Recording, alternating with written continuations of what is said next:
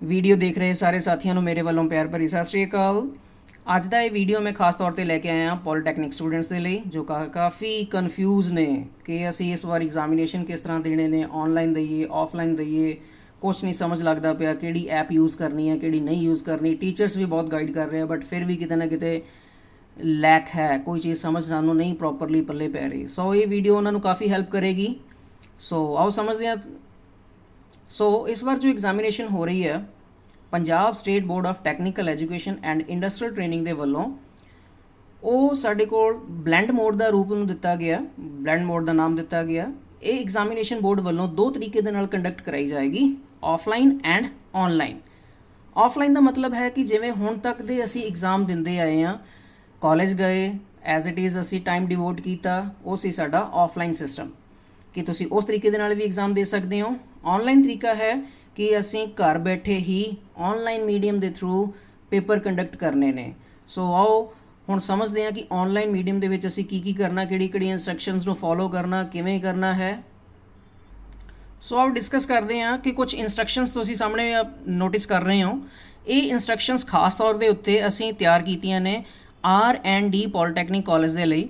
ਸੋ ਇਸੇ ਤਰੀਕੇ ਦੇ ਨਾਲ ਹੀ ਜਿੰਨੇ ਵੀ ਹੋਰ ਪੋਲੀਟੈਕਨਿਕ ਕਾਲਜਸ ਨੇ ਉਹਨਾਂ ਨੇ ਆਪਣਾ ਕੁਝ ਢਾਂਚਾ ਤਿਆਰ ਕੀਤਾ ਹੋਏਗਾ, ਕੁਝ ਗਾਈਡਲਾਈਨਸ ਜਾਰੀ ਕੀਤੀਆਂ ਹੋਣਗੀਆਂ, ਬਟ ਕਾਮਨ ਜੋ ਗਾਈਡਲਾਈਨਸ ਨੇ ਉਹ ਸਾਰਿਆਂ ਦੀਆਂ ਸੇਮ ਨੇ। ਜਸਟ ਥੋੜਾ ਬਹੁਤਾ ਫਰਕ ਹੋ ਸਕਦਾ ਸਾਰਿਆਂ ਦੇ ਵਿੱਚ। ਜਿਵੇਂ ਕਿ ਤੁਸੀਂ ਪਹਿਲੀ ਇੰਸਟਰਕਸ਼ਨਸ ਦੇਖ ਪਾ ਰਹੇ ਹੋ ਕਿ ਜੋ ਬੱਚੇ ਆਨਲਾਈਨ ਐਗਜ਼ਾਮੀਨੇਸ਼ਨ ਦੇਣਾ ਚਾਹੁੰਦੇ ਨੇ, ਘਰ ਬੈਠ ਕੇ ਐਗਜ਼ਾਮ ਦੇਣਾ ਚਾਹੁੰਦੇ ਨੇ, ਉਹਨਾਂ ਕੋਲ ਸਾਰਿਆਂ ਕੋਲ ਕੁਝ ਨਾ ਕੁਝ ਆਨਲਾਈਨ ਐਪ ਹੋਣੀ ਚਾਹੀਦੀ ਹੈ। ਜਿਵੇਂ ਕਿ ਸਾਡਾ ਜ਼ੂਮ ਹੋ ਸਕਦਾ ਹੈ, ਗੂਗਲ ਮੀਟ ਹੋ ਸਕਦਾ ਹੈ, ਵੈਬਐਕਸ ਹੋ ਸਕਦਾ ਹੈ। ਸੋ ਇਸ ਤਰੀਕੇ ਦੇ ਨਾਲ ਅਸੀਂ ਆਪਣੇ ਆਪ ਨੂੰ ਆਨਲਾਈਨ ਟੀਚਰ ਦੇ ਸਾਹਮਣੇ ਪ੍ਰੈਜ਼ੈਂਟ ਕਰਨਾ ਹੈ ਇੱਕ ਮੀਟਿੰਗ ਦੇ ਥਰੂ। ਸੋ ਅਸੀਂ ਜੋ ਇਹ ਐਪ ਯੂਜ਼ ਕਰ ਰਹੇ ਹਾਂ that is Google cloud meet ਦਾ ਅਸੀਂ ਇਸਤੇਮਾਲ ਕਰਾਂਗੇ R&D ਦੇ ਵਿੱਚ। ਸੋ ਇਹਦੇ ਵਿੱਚ ਕੁਝ ਜੋ ਇੰਸਟਰਕਸ਼ਨਸ ਦਿੱਤੀਆਂ ਗਈਆਂ ਨੇ ਜਿਵੇਂ ਕਿ ਅਸੀਂ ਦੇਖ ਪਾ ਰਹੇ ਹਾਂ ਕਿ 9:10 AM 9:10 ਤੇ ਮਾਰਨਿੰਗ ਸੈਸ਼ਨ ਜੋ ਹੈ ਉਹ ਪਹਿਲਾ ਸੈਸ਼ਨ ਸਟਾਰਟ ਹੋ ਜਾਵੇਗਾ ਔਰ ਈਵਨਿੰਗ ਦੇ ਵਿੱਚ ਜੋ ਸੈਸ਼ਨ ਸਟਾਰਟ ਹੋਣਾ ਹੈ ਉਹ 12:10 PM ਦੇ ਉੱਤੇ ਦੁਪਹਿਰੇ ਸਟਾਰਟ ਹੋਏਗਾ। ਸੋ ਗੂਗਲ ਮੀਟ ਦੇ ਥਰੂ ਇਹ ਚੀਜ਼ ਹੋਣੀ ਹੈ। ਸੋ ਸਭ ਤੋਂ ਪਹਿਲਾਂ ਬੱਚਿਆਂ ਨੇ ਕਰਨਾ ਕੀ ਹੈ ਕਿ 9:10 ਤੇ ਸਾਰਿਆਂ ਨੇ ਹੀ ਜ਼ੂਮ ਕਲਾਊਡ ਮੀਟ ਤੇ ਐਕਟੀਵੇਟ ਹੋ ਜਾਣਾ ਹੈ। ਤੁਹਾਨੂੰ ਕਾਲਜ ਦੇ ਵੱਲੋਂ ਇੱਕ ਲਿੰਕ ਭੇਜਿਆ ਜਾਏਗਾ, ਉਸ ਲਿੰਕ ਨੂੰ ਤੁਸੀਂ ਜੁਆਇਨ ਕਰਕੇ ਇਸ ਦੇ ਉੱਤੇ ਆਨਲਾਈਨ ਮੀਟਿੰਗ ਨੂੰ ਜੁਆਇਨ ਕਰ ਲੈਣਾ ਹੈ। ਜੋ ਬੱਚਿਆਂ ਦਾ ਸਵੇਰੇ ਪੇਪਰ ਹੈ ਉਹਨਾਂ ਨੇ 9:10 ਤੇ ਉਹਨਾਂ ਨੂੰ ਲਿੰਕ ਪਹੁੰਚ ਜਾਏਗਾ। ਜਿਨ੍ਹਾਂ ਦਾ ਬੱਚਿਆਂ ਦਾ ਈਵਨਿੰਗ ਸੈਸ਼ਨ ਦੇ ਵਿੱਚ ਪੇਪਰ ਹੈ ਉਹਨਾਂ ਨੂੰ 12:10 ਤੇ ਜ਼ੂਮ ਦਾ ਲਿੰਕ ਪਹੁੰਚ ਜਾਏਗਾ।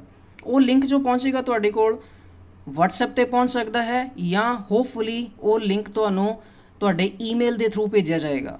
ਠੀਕ ਹੈ ਜੀ, ਦੁਬਾਰਾ ਫਿਰ ਕਹਿ ਰਹੇ ਹਾਂ ਕਿ ਇਹ ਜੋ ਲਿੰਕ ਹੈ ਤੁਹਾਡੇ ਟੀਚਰ ਦੇ ਦੁਆਰਾ ਤੁਹਾਨੂੰ ਭੇਜਿਆ ਜਾਏਗਾ। ਤੁਹਾਨੂੰ ਮੇਲ ਆ ਸਕਦੀ ਹੈ ਜਾਂ WhatsApp ਦੇ ਉੱਤੇ ਇਹ ਮੈਸੇਜ ਆ ਸਕਦਾ ਹੈ। ਹੋਪਫੁਲੀ ਜ਼ਿਆਦਾਤਰ ਚਾਂਸਿਸ ਨੇ ਕਿ ਤੁਹਾਨੂੰ ਮੇਲ ਹੀ ਆਏਗਾ।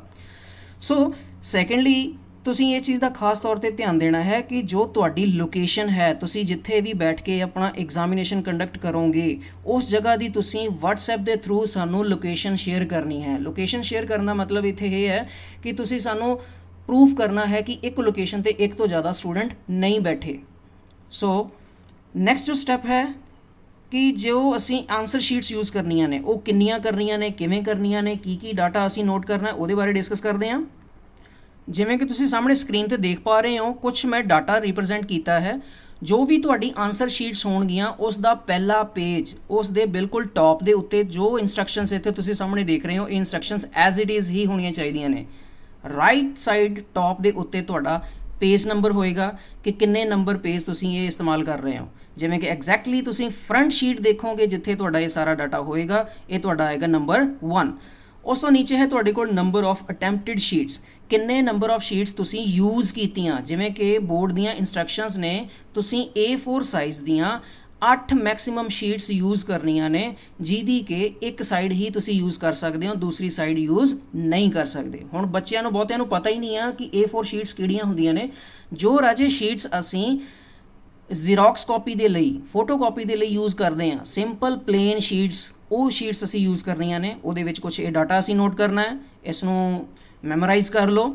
ਸਭ ਤੋਂ ਪਹਿਲਾਂ ਅਸੀਂ ਨੋਟ ਕਰਨਾ ਇੱਥੇ ਸਾਡਾ ਸਮੈਸਟਰ ਕਿਹੜਾ ਹੈ, ਸਬਜੈਕਟ ਦਾ ਕੋਡ ਕੀ ਹੈ ਜਿਸ ਦਾ ਅਸੀਂ ਪੇਪਰ ਦੇ ਰਹੇ ਹਾਂ, ਸਾਡਾ ਰਜਿਸਟ੍ਰੇਸ਼ਨ ਨੰਬਰ ਕੀ ਹੈ, ਤੁਹਾਡਾ ਨਾਮ ਕੀ ਹੈ ਸਟੂਡੈਂਟ ਦਾ, ਡੇਟ ਆਫ ਐਗਜ਼ਾਮ ਕੀ ਹੈ, ਸਬਜੈਕਟ ਦਾ ਨੇਮ ਕੀ ਹੈ, ਦੈਨ ਤੁਹਾਡਾ ਟ੍ਰੇਡ ਕੀ ਹੈ, ਔਰ ਲਾਸਟ ਤੇ ਤੁਹਾਡਾ ਇੰਸਟੀਟਿਊਟ ਨੇਮ ਕੀ ਹੈ, ਤੁਹਾਡੇ ਕਾਲਜ ਦਾ ਨਾਮ ਕੀ ਹੈ। ਸੋ ਇਸੇ ਤਰੀਕੇ ਦੇ ਨਾਲ ਅਸੀਂ ਦੇਖਾਂਗੇ ਜੋ ਸਾਡੀ ਫਰੰਟ ਸ਼ੀਟ ਹੋਏਗੀ ਉਹਦੇ ਟੌਪ ਦੇ ਉੱਤੇ ਅਸੀਂ ਇਹ ਡਾਟਾ ਮੈਂਸ਼ਨ ਕਰਨਾ ਹੈ, ਔਰ ਇਹ ਚੀਜ਼ ਸਾਨੂੰ ਪ੍ਰਿੰਟ ਕਰਵਾਉਣ ਦੀ ਕੋਈ ਲੋੜ ਨਹੀਂ ਆ, ਅਸੀਂ ਪੈਨ ਦੇ ਨਾਲ ਇਹ ਡਾਟਾ ਨੋਟ ਕਰ ਸਕਦੇ ਹਾਂ। ਨੈਕਸਟ ਤੁਸੀਂ ਦੇਖ ਪਾ ਰਹੇ ਹੋ ਕਿ ਸਾਹਮਣੇ ਤੁਹਾਡੇ ਕੋਲ ਇੱਥੇ ਲਿਖਿਆ ਹੈ ਸਟੂਡੈਂਟ ਸਿਗਨੇਚਰ। ਜੋ ਵੀ ਤੁਹਾਡੀ ਸ਼ੀਟ ਤੁਸੀਂ ਯੂਜ਼ ਕਰੋਗੇ, ਮੈਂ 4 ਸ਼ੀਟਸ ਯੂਜ਼ ਕੀਤੀਆਂ, 5 ਸ਼ੀਟਸ ਯੂਜ਼ ਕੀਤੀਆਂ, 8 ਦੀਆਂ 8 ਸ਼ੀਟਸ ਯੂਜ਼ ਕੀਤੀਆਂ, ਤਾਂ ਹਰ ਸ਼ੀਟ ਦੇ ਐਂਡ ਦੇ ਵਿੱਚ ਸਟੂਡੈਂਟ ਸਿਗਨੇਚਰ ਲਿਖ ਕੇ ਤੁਸੀਂ ਆਪਣੇ ਸਾਈਨ ਕਰਨੇ ਹੋਣਗੇ। ਸੋ ਇਹ ਕੁਝ ਇੰਸਟਰਕਸ਼ਨ ਸੀ ਕਿ ਤੁਸੀਂ ਆਪਣੀ ਆਨਸਰ ਸ਼ੀਟ ਦੇ ਫਰੰਟ ਪੇਜ ਦੇ ਉੱਤੇ ਤੇ ਬਾਕੀ ਦੀਆਂ ਸ਼ੀਟਸ ਦੇ ਉੱਤੇ ਕੀ ਜਾਣਕਾਰੀ ਦੇਣੀ ਹੈ ਉਹਦੇ ਰਿਗਾਰਡਿੰਗ। ਨਾਓ ਅਸੀਂ ਥਰਡ ਪੁਆਇੰਟ ਡਿਸਕਸ ਕਰਦੇ ਹਾਂ ਕਿ ਕੋਈ ਵੀ ਵਿਦਿਆਰਥੀ ਜਦੋਂ ਉਸਨੇ ਮੀਟਿੰਗ ਨੂੰ ਅਟੈਂਡ ਕਰ ਲਿਆ, 9:10 ਤੇ ਉਹਨੂੰ ਲਿੰਕ ਆਇਆ, ਉਹਨੇ ਮੀਟਿੰਗ ਜੁਆਇਨ ਕਰ ਲਈ। ਮੀਟਿੰਗ ਜੁਆਇਨ ਕਰਨ ਤੋਂ ਬਾਅਦ ਜਦੋਂ ਉਹਦਾ ਪੇਪਰ ਕੰਪਲੀਟ ਹੋ ਗਿਆ, ਪੇਪਰ ਕੰਪਲੀਟ ਹੋਣ ਤੋਂ ਬਾਅਦ ਜਿੰਨਾ ਚਿਰ ਉਸ ਦਾ ਇਨਵੀਜੀਲੇਟਰ ਉਹਨੂੰ ਪਰਮਿਸ਼ਨ ਨਹੀਂ ਦਿੰਦਾ ਉਹਨਾਂ ਚਿਰ ਉਹ ਗਰੁੱਪ ਲੀਵ ਨਹੀਂ ਕਰੇਗਾ, ਮੀਟਿੰਗ ਲੀਵ ਨਹੀਂ ਕਰੇਗਾ। ਇਸ ਚੀਜ਼ ਦਾ ਖਾਸ ਤੌਰ 'ਤੇ ਧਿਆਨ ਦੇਣਾ। ਅਗਰ ਪੇਪਰ ਦੇ ਦੌਰਾਨ ਕਿਸੇ ਵੀ ਚੀਜ਼ ਦਾ ਫੇਲੀਅਰ ਹੋ ਜਾਂਦਾ ਹੈ, ਜਿਵੇਂ ਕਿ ਤੁਸੀਂ ਦੇਖ ਪਾ ਰਹੇ ਹੋ ਕਿ ਸਾਡੇ ਕੋਲ ਅਗਰ ਨੈੱਟ ਦਾ ਕਨੈਕਸ਼ਨ ਫੇਲ ਹੋ ਗਿਆ, ਕਿਸੇ ਤਰ੍ਹਾਂ ਦੀ ਕੁਛ ਹੋਰ ਡਿਸਟਰਬੈਂਸ ਆ ਗਈ, ਤਾਂ ਤੁਹਾਡੇ ਤੇ UMC ਅਪੁਆਇੰਟ ਕੀਤੀ ਜਾ ਸਕਦੀ ਹੈ, ਤੁਸੀਂ ਗਿਲਟੀ ਹੋ ਸਕਦੇ ਹੋ। ਸੋ ਇਸ ਚੀਜ਼ ਦਾ ਖਾਸ ਤੌਰ 'ਤੇ ਧਿਆਨ ਕੀਤਾ ਜਾਵੇ ਕਿ ਤੁਹਾਡੇ ਕੋਲ ਪ੍ਰੋਪਰ ਕਨੈਕਸ਼ਨ ਹੋਵੇ, ਪ੍ਰੋਪਰ ਫੈਸਿਲਿਟੀ ਹੋਵੇ, ਤਾਂ ਕਿ ਤੁਸੀਂ ਪ੍ਰੋਪਰ ਢੰਗ ਦੇ ਨਾਲ ਆਪਣਾ ਸਾਰਾ ਕੰਮ ਕਰ ਸਕਦੇ ਹੋ। ਇੱਕ ਗੱਲ ਦਾ ਹੋਰ ਖਾਸ ਤੌਰ 'ਤੇ ਧਿਆਨ ਦੇਣ ਦੀ ਲੋੜ ਹੈ, ਜਦੋਂ ਵੀ ਅਸੀਂ ਜ਼ੂਮ ਦੀ ਮੀਟਿੰਗ ਅਟੈਂਡ ਕਰਨੀ ਹੈ, ਜਿਵੇਂ ਹੀ ਤੁਹਾਨੂੰ ਟੀਚਰ ਵੱਲੋਂ ਲਿੰਕ ਭੇਜਿਆ ਗਿਆ ਔਰ ਤੁਸੀਂ ਮੀਟਿੰਗ ਜੁਆਇਨ ਕਰਨ ਦੇ ਲਈ ਰੈਡੀ ਹੋ, ਤਾਂ ਉਸ ਟਾਈਮ ਤੁਹਾਨੂੰ ਤੁਹਾਡਾ ਐਪ ਤੁਹਾਡਾ ਨਾਮ ਪੁੱਛੇਗਾ ਕਿ ਤੁਸੀਂ ਕਿਸ ਨਾਮ ਦੇ ਨਾਲ ਇਸ ਮੀਟਿੰਗ ਨੂੰ ਜੁਆਇਨ ਕਰਨਾ ਚਾਹੁੰਦੇ ਹੋ। ਸੋ ਲੇਟਰ ਔਨ ਤੁਹਾਨੂੰ ਮੈਂ ਯੂਜ਼ ਵੀ ਕਰਕੇ ਦਿਖਾਵਾਂਗਾ ਕਿ ਇਹ ਚੀਜ਼ ਨੂੰ ਕਿਸ ਤਰੀਕੇ ਨਾਲ ਯੂਜ਼ ਕਰਨਾ। ਸੋ ਉੱਥੇ ਤੁਸੀਂ ਆਪਣਾ ਰਜਿਸਟ੍ਰੇਸ਼ਨ ਨੰਬਰ ਭਰੋਗੇ। ਮੈਂ ਦੁਬਾਰਾ ਫਿਰ ਕਹਿ ਰਿਹਾ ਕਿ ਤੁਸੀਂ ਉਸ ਜਗ੍ਹਾ 'ਤੇ ਆਪਣਾ ਰਜਿਸਟ੍ਰੇਸ਼ਨ ਨੰਬਰ ਭਰੋਗੇ at the place of your name, ਜਿੱਥੇ ਤੁਹਾਡਾ ਨਾਮ ਪੁੱਛੇਗਾ ਕਿ ਤੁਸੀਂ ਕਿਸ ਨਾਮ ਦੇ ਨਾਲ ਜ਼ੂਮ ਦੀ ਮੀਟਿੰਗ ਨੂੰ ਅਟੈਂਡ ਕਰਨਾ ਚਾਹੁੰਦੇ ਹੋ। ਸੋ ਨੈਕਸਟ ਸੀਗਾ ਸਾਡੇ ਕੋਲ 4th ਪੁਆਇੰਟ, ਜਿਹਦੇ ਵਿੱਚ ਉਹ ਦੱਸ ਰਿਹਾ ਕਿ ਆਪਣੇ ਕੋਲ A4 ਸਾਈਜ਼ ਦੀਆਂ ਸ਼ੀਟਸ ਅਸੀਂ ਯੂਜ਼ ਕਰਨੀਆਂ ਨੇ। ਟੋਟਲ ਅਸੀਂ 8 ਸ਼ੀਟਸ ਯੂਜ਼ ਕਰਨੀਆਂ ਨੇ, ਜਿਹਦੇ ਵਿੱਚ ਤੁਸੀਂ ਸਿੰਗਲ ਸਾਈਡ ਹੀ ਯੂਜ਼ ਕਰਨੀ ਹੈ ਰਿਟਨ ਵਾਸਤੇ। ਔਰ ਨੈਕਸਟ ਉਹ ਗੱਲ ਕਰ ਰਿਹਾ ਕਿ ਡਰਾਇੰਗ ਦੇ ਵਾਸਤੇ, ਮੰਨ ਲਓ ਹੁਣ ਕਿਸੇ ਬੱਚੇ ਦਾ ਡਰਾਇੰਗ ਦਾ ਪੇਪਰ ਹੈ, ਤਾਂ ਉਹ ਪੇਪਰ ਕਿਵੇਂ ਅਟੈਂਪਟ ਕਰੇਗਾ। A4 ਸ਼ੀਟਸ ਨਹੀਂ ਯੂਜ਼ ਕਰਨੀਆਂ। ਮਾਰਕੀਟ ਦੇ ਵਿੱਚ ਜੋ ਆਪਣੇ ਕੋਲ ਡਰਾਇੰਗ ਦਾ ਚਾਰਟ ਅਵੇਲੇਬਲ ਹੈ, ਜਦੋਂ ਸਾਡੀਆਂ ਕਲਾਸਿਸ ਲੱਗਦੀਆਂ ਸੀ ਜਿਨ੍ਹਾਂ ਚਾਰਟਸ ਦੇ ਉੱਤੇ ਅਸੀਂ ਪਹਿਲਾਂ ਵੀ ਐਗਜ਼ਾਮੀਨੇਸ਼ਨ ਦੇ ਚੁੱਕੇ ਹਾਂ, ਤਾਂ ਉਹਨਾਂ ਚਾਰਟਸ 'ਤੇ ਹੀ ਤੁਹਾਡਾ ਦੁਬਾਰਾ ਤੋਂ ਐਗਜ਼ਾਮ ਇਵੇਂ ਹੀ ਹੋਣਾ ਹੈ, ਔਰ ਉਹਦੀ ਤੁਸੀਂ ਐਜ਼ ਇਟ ਇਜ਼ PDF ਬਣਾ ਕੇ ਬਾਅਦ ਦੇ ਵਿੱਚ ਭੇਜਣੀ ਹੈ। ਤਾਂ ਨੈਕਸਟ ਤੁਹਾਡੇ ਕੋਲ ਜੋ ਸਟੈਪ ਆ ਰਿਹਾ ਉਹਦੇ ਵਿੱਚ ਨੈਕਸਟ ਗੱਲ ਕੀਤੀ ਗਈ ਹੈ 5th ਪੁਆਇੰਟ ਦੇ ਵਿੱਚ ਕਿ ਟੌਪ ਦੇ ਉੱਤੇ, ਜਿਵੇਂ ਆਪਾਂ ਪਹਿਲਾਂ ਗੱਲ ਕਰ ਹੀ ਚੁੱਕੇ ਹਾਂ ਕਿ ਟੌਪ ਰਾਈਟ ਕਾਰਨਰ ਦੇ ਉੱਤੇ ਤੁਹਾਡਾ ਪੇਜ ਨੰਬਰਿੰਗ ਆਏਗੀ ਐਂਡ ਬਾਟਮ ਦੇ ਤੁਹਾਡੇ ਸਾਈਨ ਹੋਣਗੇ, ਔਰ ਇਹ ਚੀਜ਼ ਹਰ ਸ਼ੀਟ ਦੇ ਉੱਤੇ ਹੀ ਕਾਊਂਟ ਹੋਏਗੀ। ਔਰ ਫਰੰਟ ਦੇ ਉੱਤੇ ਜੋ ਤੁਹਾਡੇ ਨੰਬਰ ਆਫ ਅਟੈਂਪਟਡ ਸ਼ੀਟਸ ਹੈ ਉਹ ਲਿਖਣਾ ਬਹੁਤ ਹੀ ਜ਼ਰੂਰੀ ਹੈ ਕਿ ਤੁਸੀਂ ਕਿੰਨੀਆਂ ਨੰਬਰ ਆਫ ਸ਼ੀਟਸ ਫਿਲਅਪ ਕੀਤੀਆਂ ਨੇ। ਨੈਕਸਟ ਅਸੀਂ ਗੱਲ ਕਰਾਂਗੇ ਕਿ ਜੋ ਪੇਪਰ ਦੇ ਟਾਈਮਿੰਗਸ ਨੇ ਉਹਨਾਂ ਦੇ ਬਾਰੇ। ਜਿਵੇਂ ਕਿ ਆਪਾਂ ਪਹਿਲਾਂ ਵੀ ਡਿਸਕਸ ਕੀਤਾ ਸੀ ਕਿ ਜੋ ਤੁਸੀਂ ਆਨਲਾਈਨ ਹੋਣਾ, ਗੂਗਲ ਤੇ ਤੁਸੀਂ ਜੁਆਇਨ ਕਰਨਾ ਹੈ, ਜ਼ੂਮ ਤੇ ਤੁਸੀਂ ਜੁਆਇਨ ਕਰਨਾ ਹੈ, ਵੈਬਐਕਸ ਤੇ ਤੁਸੀਂ ਜੁਆਇਨ ਕਰਨਾ ਹੈ। ਸੋ ਉਹਦੀ ਟਾਈਮਿੰਗ ਹੋਏਗੀ ਐਗਜ਼ੈਕਟਲੀ 9:10। ਮੈਂ ਦੁਬਾਰਾ ਫਿਰ ਰਿਪੀਟ ਕਰਦੇ ਹਾਂ ਕਿ R&D ਪੋਲੀਟੈਕਨਿਕ ਕਾਲਜ ਦੇ ਵਾਸਤੇ ਜ਼ੂਮ ਮੀਟ ਡਿਸਾਈਡ ਕੀਤੀ ਗਈ ਹੈ, ਜ਼ੂਮ ਕਲਾਊਡ ਮੀਟ। ਤੁਸੀਂ ਇਹਦੇ ਤੇ 9:10 ਦੇ ਜੁਆਇਨ ਕਰ ਲੈਣਾ ਹੈ, ਔਰ ਆਫਟਰ ਦੈਟ 9:20 ਦੇ ਉੱਤੇ ਤੁਹਾਡੇ ਕੋਲ ਕੁਐਸਚਨ ਪੇਪਰ ਤੁਹਾਡੇ ਈਮੇਲ ਦੇ ਥਰੂ ਤੁਹਾਡੇ ਇਨਵੀਜੀਲੇਟਰ ਦੇ ਦੁਆਰਾ ਭੇਜਿਆ ਜਾਵੇਗਾ। ਜਿਵੇਂ ਕਿ ਤੁਸੀਂ ਸਾਰੇ ਜਾਣਦੇ ਹੀ ਹੋ ਕਿ ਹਰ 30 ਸਟੂਡੈਂਟਸ ਦੇ ਪਿੱਛੇ ਇੱਕ ਇਨਵੀਜੀਲੇਟਰ ਅਪੁਆਇੰਟ ਕੀਤਾ ਗਿਆ ਹੈ, ਜੋ ਤੁਹਾਡਾ ਪੂਰੀ ਤਰ੍ਹਾਂ ਦੇ ਨਾਲ ਧਿਆਨ ਰੱਖਣਗੇ ਕੋਈ ਬੱਚਾ ਨਕਲ ਨਹੀਂ ਕਰ ਰਿਹਾ ਜਾਂ ਕਿਸੇ ਬੱਚੇ ਨੂੰ ਕਿਸੇ ਤਰ੍ਹਾਂ ਦੀ ਕੋਈ ਪ੍ਰੋਬਲਮ ਤਾਂ ਨਹੀਂ ਆ ਰਹੀ। ਸੋ ਐਗਜ਼ੈਕਟਲੀ 9:20 ਤੇ ਤੁਹਾਨੂੰ ਕੁਐਸਚਨ ਪੇਪਰ ਮਿਲ ਜਾਏਗਾ। तो पेपर की जो टाइमिंग है वो रहेगी 1.25 घंटा। 1.25 घंटा का मतलब कि 9:20 ਤੇ ਤੁਹਾਨੂੰ पेपर मिल गया, 9:30 ਤੇ ਐਗਜ਼ੈਕਟ ਤੁਹਾਡਾ पेपर स्टार्ट हो जाना और ये पेपर चल के 1.25 घंटा अगे कितना चलेगा जी 11:15 बजे तक। सो 11:15 तो लैके अगे ਤੁਹਾਨੂੰ ਅੱਧਾ घंटा दिता गया है कि तुसी अपने एक्स्ट्रा टाइम कि जो पेपर किया है उसकी तुसी PDF बनाओगे, PDF बना के सानू वापस मेल करनी है। इत्थे बहुत सारे बच्चों का ऑब्जैक्शन ये सी कि असी मेल ਕਿੱਥੇ ਕਰਨੀ ਹੈ, ਉਹ ਫਾਈਲ ਜੋ ਅਸੀਂ ਪੇਪਰ ਕਰ ਲਿਆ ਉਹ ਫਾਈਲ ਅਸੀਂ ਕਿੱਥੇ ਸੈਂਡ ਕਰਨੀ ਹੈ। ਤਾਂ ਇੱਥੇ ਮੈਂ ਖਾਸ ਤੌਰ ਤੇ ਦੱਸ ਦਿਆਂ ਕਿ ਜਿਹੜੇ ਬੱਚਿਆਂ ਨੇ ਜਿੱਥੋਂ ਈਮੇਲ ਪ੍ਰਾਪਤ ਕੀਤਾ ਹੈ, ਜਿਸ ਈਮੇਲ ਐਡਰੈਸ ਤੋਂ ਤੁਹਾਨੂੰ ਕੁਐਸਚਨ ਪੇਪਰ ਮਿਲੇਗਾ, ਉਸੇ ਹੀ ਈਮੇਲ ਐਡਰੈਸ ਤੇ ਤੁਸੀਂ ਵਾਪਸ PDF ਬਣਾ ਕੇ ਮੇਲ ਕਰਨੀ ਹੈ। ਸੋ ਇਹਦੇ ਵਿੱਚ ਕੋਈ ਕਨਫਿਊਜ਼ਨ ਨਹੀਂ ਆ। ਜਿਸ ਐਡਰੈਸ ਤੋਂ ਤੁਹਾਨੂੰ ਮੇਲ ਆਇਆ ਉਸੇ ਹੀ ਐਡਰੈਸ ਤੇ ਤੁਸੀਂ ਵਾਪਸ ਮੇਲ ਕਰ ਦੇਣਾ ਹੈ। ਸੋ ਜੋ ਈਵਨਿੰਗ ਦੇ ਟਾਈਮਿੰਗਸ ਨੇ ਉਹ ਵੀ ਐਜ਼ ਇਟ ਇਜ਼ ਸੀਗੇ। 12:10 ਤੇ ਤੁਹਾਨੂੰ ਪੇਪਰ ਮਿਲ ਜਾਏਗਾ। ਤਾਂ ਐਗਜ਼ੈਕਟਲੀ ਤੁਹਾਡਾ ਪੇਪਰ ਜੋ ਸਟਾਰਟ ਹੋਇਆ ਉਸ ਤੋਂ ਬਾਅਦ 1.25 ਘੰਟਾ ਤੁਹਾਡਾ ਪੇਪਰ ਚੱਲੇਗਾ ਐਂਡ ਉਸ ਤੋਂ 30 ਮਿੰਟ ਐਕਸਟਰਾ ਤੁਹਾਨੂੰ ਮਿਲਣਗੇ ਤੁਹਾਡੀ ਫਾਈਲ ਦਾ ਸਕੈਨ ਕਰਕੇ PDF ਬਣਾਉਣ ਦੇ ਲਈ, ਦੈਨ ਉਸ ਨੂੰ ਈਮੇਲ ਕਰਨ ਦੇ ਲਈ।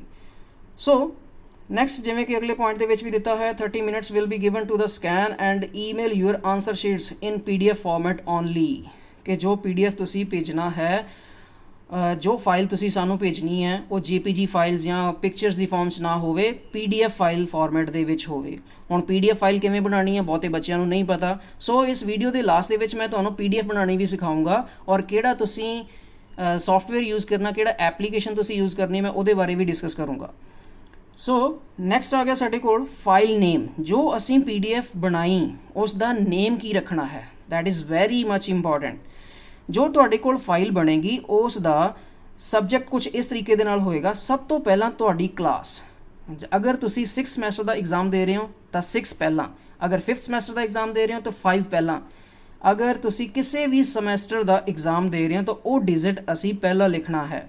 ਦੈਨ ਕਿਸ ਸਬਜੈਕਟ ਦਾ ਪੇਪਰ ਹੈ, ਉਸ ਸਬਜੈਕਟ ਦਾ ਕੋਡ ਕੀ ਹੈ। ਜਿਵੇਂ ਇੱਥੇ ਐਗਜ਼ਾਮਪਲ ਦੇ ਤੌਰ ਤੇ ਉੱਤੇ ਲਿਆ ਹੈ 6 ਸਮੈਸਟਰ ਦਾ ਇੱਕ ਐਗਜ਼ਾਮ ਹੈ ਜਿਸ ਦਾ ਸਬਜੈਕਟ ਕੋਡ ਹੈ 5132 ਔਰ ਬੱਚੇ ਦਾ ਰਜਿਸਟ੍ਰੇਸ਼ਨ ਨੰਬਰ ਹੈ ਕੁਝ ਇਸ ਤਰੀਕੇ ਨਾਲ ਦਿੱਤਾ ਹੋਇਆ, ਦੈਟ ਇਜ਼ 160095110193।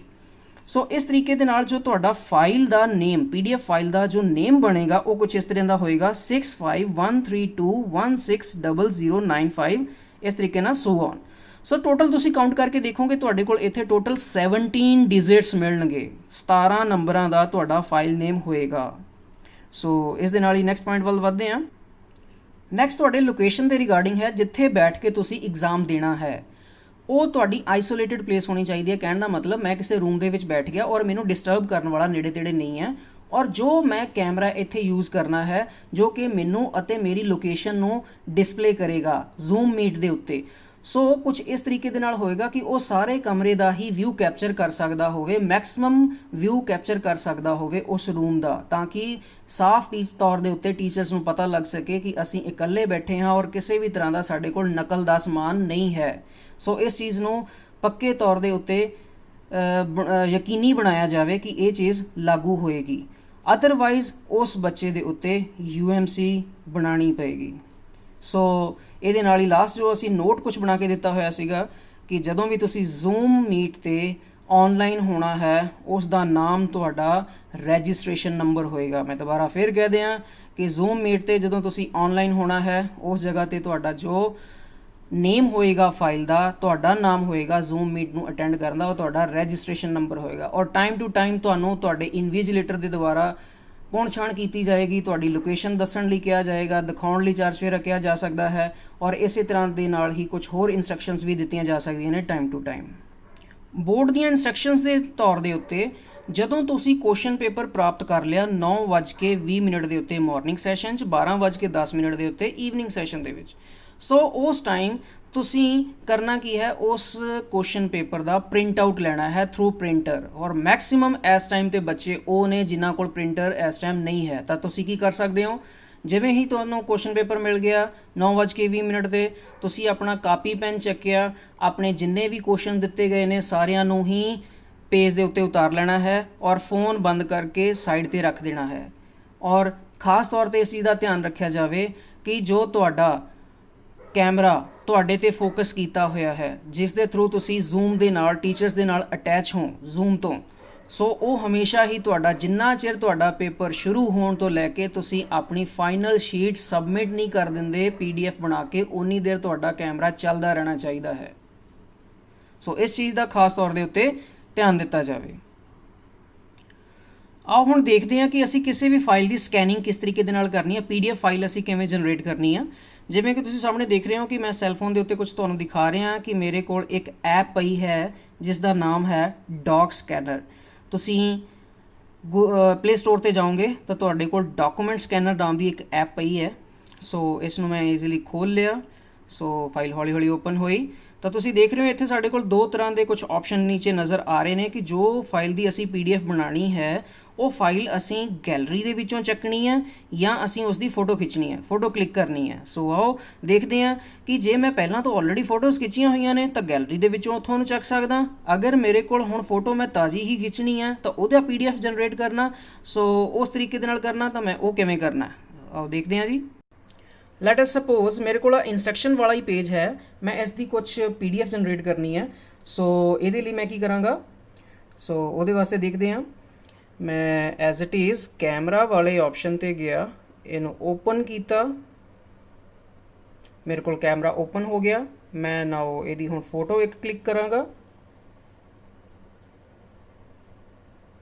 ਫੋਟੋ ਕਲਿੱਕ ਕੀਤੀ। ਇਸ ਜਗ੍ਹਾ ਤੇ ਮੈਨੂੰ ਕੁਝ ਪੁੱਛ ਰਿਹਾ ਵੀ ਕਿੰਨੀ ਮੈਂ ਸਪੇਸ ਯੂਜ਼ ਕਰਨੀ ਹੈ। ਸੋ ਇਸ ਨੂੰ ਡਰੈਗ ਕਰਕੇ ਅਸੀਂ ਐਗਜ਼ੈਕਟ ਉਹੀ ਸਾਈਜ਼ ਅਚੀਵ ਕਰ ਸਕਦੇ ਹਾਂ। ਤੁਸੀਂ ਦੇਖ ਸਕਦੇ ਹੋ ਮੈਂ ਕੁਝ ਪੋਰਸ਼ਨ ਆ ਡਰੈਗ ਕਰ ਲਿਆ। ਡਰੈਗ ਕਰਨ ਤੋਂ ਬਾਅਦ ਨੀਚੇ ਇੱਥੇ ਕੰਟੀਨਿਊ ਦਾ ਆਪਸ਼ਨ ਹੈ, ਕੰਟੀਨਿਊ ਕੀਤਾ। ਨੈਕਸਟ ਉਹ ਮੈਨੂੰ ਇੱਥੇ ਨੀਚੇ ਪ੍ਰੋਸੈਸਿੰਗ ਕਰਕੇ ਪੁੱਛ ਰਿਹਾ ਕਿ ਜੋ ਮੈਂ ਇੱਥੇ ਫਾਈਲ ਕਲਿੱਕ ਕੀਤੀ ਹੈ as it is this one, ਇਹ ਹੀ ਮੈਂ ਕਰਨੀ ਹੈ। ਦੈਨ ਮੈਂ ਓਕੇ ਦਾ ਬਟਨ ਪ੍ਰੈਸ ਕਰ ਦਿੱਤਾ। ਉਸ ਤੋਂ ਬਾਅਦ ਮੇਰੇ ਕੋਲ ਜੋ photo I C as it is ਮੇਰੇ ਕੋਲ ਸਾਹਮਣੇ ਹੁਣ ਸਕਰੀਨ ਦੇ ਉੱਤੇ ਹੈ। ਸੋ ਉਸ ਦੀ ਅਗਰ ਮੈਂ ਕਿਸੇ ਤਰੀਕੇ ਦੇ ਨਾਲ ਉਹਨੂੰ ਕ੍ਰੌਪ ਕਰਨਾ ਹੈ, ਐਡਜਸਟ ਕਰਨਾ, ਫਿਲਟਰਸ ਯੂਜ਼ ਕਰਨੇ ਆ, ਸੋ ਉਹਨੂੰ ਮੈਂ ਈਜ਼ੀਲੀ ਐਡਜਸਟ ਕਰ ਸਕਦਾ। ਬਟ ਮੈਨੂੰ ਕਰਨ ਦੀ ਲੋੜ ਨਹੀਂ ਹੈ, ਮੈਂ ਸਿੱਧਾ ਇੱਥੇ ਫੇਰ ਓਕੇ ਦਾ ਬਟਨ ਪ੍ਰੈਸ ਕੀਤਾ।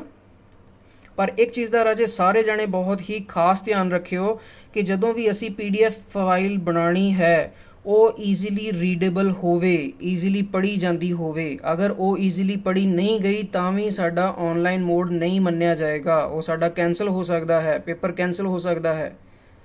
ਸੋ ਜਦੋਂ ਵੀ ਅਸੀਂ PDF ਫਾਈਲ ਬਣਾਉਣੀ ਆ ਤਾਂ ਜੋ ਵੀ ਅਸੀਂ ਫੋਟੋ ਕਲਿੱਕ ਕੀਤੀ ਉਹਨੂੰ ਬਾਅਦ 'ਚ ਦੇਖਣਾ ਹੈ, ਚੈੱਕ ਕਰਕੇ ਕਿ ਉਹ ਈਜ਼ੀਲੀ ਰੀਡੇਬਲ ਹੈ ਜਾਂ ਨਹੀਂ ਹੈ। ਸੋ ਇੱਥੇ ਤੁਸੀਂ ਦੇਖ ਰਹੇ ਹੋ ਕਿ ਮੈਂ ਇੱਕ ਫੋਟੋ ਖਿੱਚੀ ਸੀਗੀ, ਇਹ ਮੇਰੀ ਐਜ਼ ਇਟ ਇਜ਼ ਖਿੱਚੀ ਗਈ ਹੈ। ਸੋ ਨਾਓ ਮੈਂ ਬੈਕ ਚਲਾ ਗਿਆ। ਹੁਣ ਮੈਂ ਚਾਹੁੰਦਾ ਹਾਂ ਕਿ ਇਸੇ ਤਰ੍ਹਾਂ ਹੀ ਮੈਂ ਬਾਕੀ ਜੋ ਪੇਜਿਸ ਨੇ ਮੇਰੇ ਉਹਨਾਂ ਦੀ ਮੈਂ ਫੋਟੋ ਕਲਿੱਕ ਕਰਨੀ ਹੈ। ਐਜ਼ ਇਟ ਇਜ਼ ਮੈਂ ਕੈਮਰਾ ਵਾਲੇ ਆਪਸ਼ਨ ਦੇ ਉੱਤੇ ਗਿਆ। ਨਾਓ ਇਸੇ ਹੀ ਪੇਜ ਦੀ ਮੈਂ ਦੁਬਾਰਾ ਫਿਰ ਫੋਟੋ ਕਲਿੱਕ ਕਰ ਲੈਣਾ, ਫੋਟੋ ਕਲਿੱਕ ਕੀਤੀ, ਪ੍ਰੋਸੈਸਿੰਗ ਚੱਲੀ, ਡਰੈਗ ਕੀਤਾ, ਮੈਨੂੰ ਜਿੰਨੀ ਸਪੇਸ ਚਾਹੀਦੀ ਸੀ ਉਨੀ ਸਪੇਸ ਦੇ ਉੱਤੇ ਮੈਂ ਗਿਆ। ਦੈਨ ਕੰਟੀਨਿਊ ਦਾ ਬਟਨ।